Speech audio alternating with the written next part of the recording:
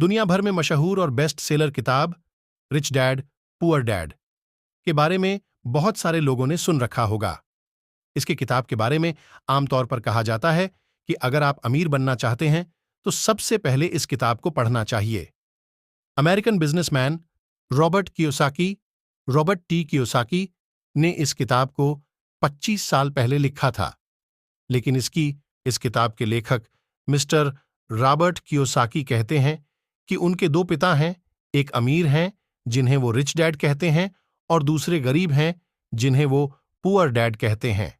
इस किताब में उन्होंने अपने दोनों पिता के विचारों से जो सीख ली है उसी के बारे में है, जैसे कि अमीर कैसे बना जाए, अमीर बनने के लिए क्या क्या करना होगा, लोग पैसा कमाने के बारे में कैसे सोचते हैं, पैसा कमाने की शुरुआत कैसे की जाए आदि। यह किताब लोगों के अंदर फाइनेंशियल अवेयरनेस, आर्थिक जागरूकता पैदा करेगी। आइए इस किताब से सीख लेते हैं। लेखक के एक पिता बहुत ही पढ़े लिखे थे, उन्होंने पीएचडी भी करा था और उनके दूसरे पिता ने अपनी स्कूल की पढ़ाई भी नहीं पूरी करी थी। दोनों ही अपने अपने कैरियर में सफल थे, एक फाइनेंशियल पैसों की समस्या से जूझ रहे थे और दूसरे उनके शहर के सबसे अमीर व्यक्तियों में से एक थे। जब वे पैसे के बारे में बात करते थे तो दोनों के नजरिए भी अलग अलग थे। एक का मानना था कि पैसों के प्रति प्यार ही सभी प्रकार की समस्याओं की जड़ें ही हैं, और दूसरे का मानना था कि पैसों की कमी ही सभी समस्याओं की जड़ें ही है। अब लेखक के बचपन में उनके सामने सबसे बड़े दुविधा थी कि वह किसकी सुने, अपने रिच डैड की या पुअर डैड की, क्योंकि पैसों के बारे में दोनों के नजरिए पूरी तरह से अलग थे। हालांकि लेखक के दोनों पिता ही लेखक की भलाई चाहते थे। सिर्फ समझदारी की बात करते हैं। इस बात को पुख्ता करने के लिए रॉबर्ट हमारी जिंदगी से उदाहरण लेते हुए दिखाते हैं कि कैसे हम में से अधिकतर लोग फाइनेंशियल एडवाइस उनसे लेते हैं जिनके पास पैसे नहीं होते, सिर्फ अनुभव होता है। ये लोग अपने अनुभव के आधार पर अपनी राय देते हैं। यहां पर रॉबर्ट समझदारी और काबिलियत में फर्क दिखाते हैं। किताब के टाइटल में रिच डैड काबिलियत का सूचक है और पुअर डैड समझदारी का। कियोसाकी लकी थे कि उन्हें दोनों तरह के व्यक्तियों से एडवाइस लेने का मौका मिला।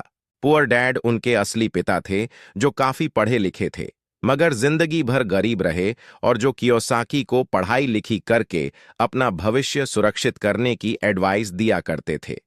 रिच डैड उनके पड़ोसी दोस्त के पिता थे जो काफी पढ़े लिखे तो नहीं थे मगर काफी अमीर थे। इन्होंने कियोसाकी को पैसे की समझ विकसित करने में लाइफ लॉन्ग लेसन्स दिए। इन्हीं दोनों थीम्स के इर्द गिर्द किताब की अन्य थीम्स भी हैं, जैसे अमीर बनने के लिए आपको जोखिम उठाना सीखना चाहिए।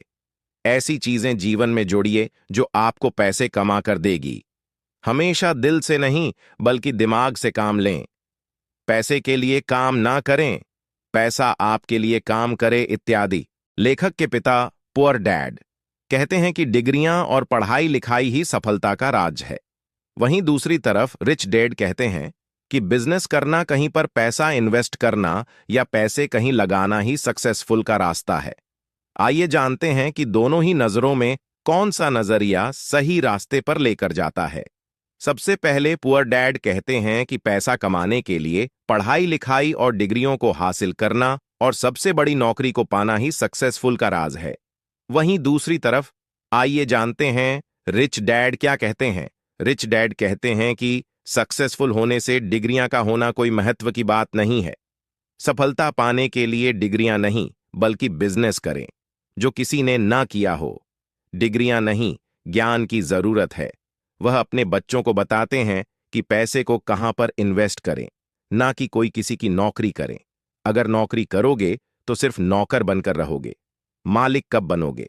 उनका कहना यह है, आप समझ सकते हैं कि कैसे दोनों में रिच डैड पुअर डैड दोनों के नजरिया किस तरीके से हैं। आप समझ सकते हैं कि रिच डैड और पुअर डैड एक अलग ही बात बताते हैं। इस किताब से यही सीख मिलती है कि जिंदगी में अगर कुछ करना है तो डिग्रियों का महत्व नहीं है, पढ़ाई का महत्व नहीं है, बल्कि ज्ञान का महत्व है। तो पैसा को वेस्ट मत करो और ऐसी जगह पैसा लगाओ जहां पर आपका दिमाग काम करता है दुनिया में।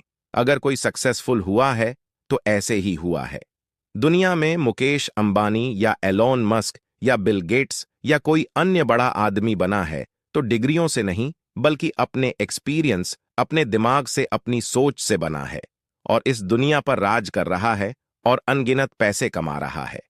अगर यह स्टोरी आपको थोड़ी सी भी अच्छी लगी हो तो हमारे लाइफ स्टोरी जोश के चैनल को सब्सक्राइब करें।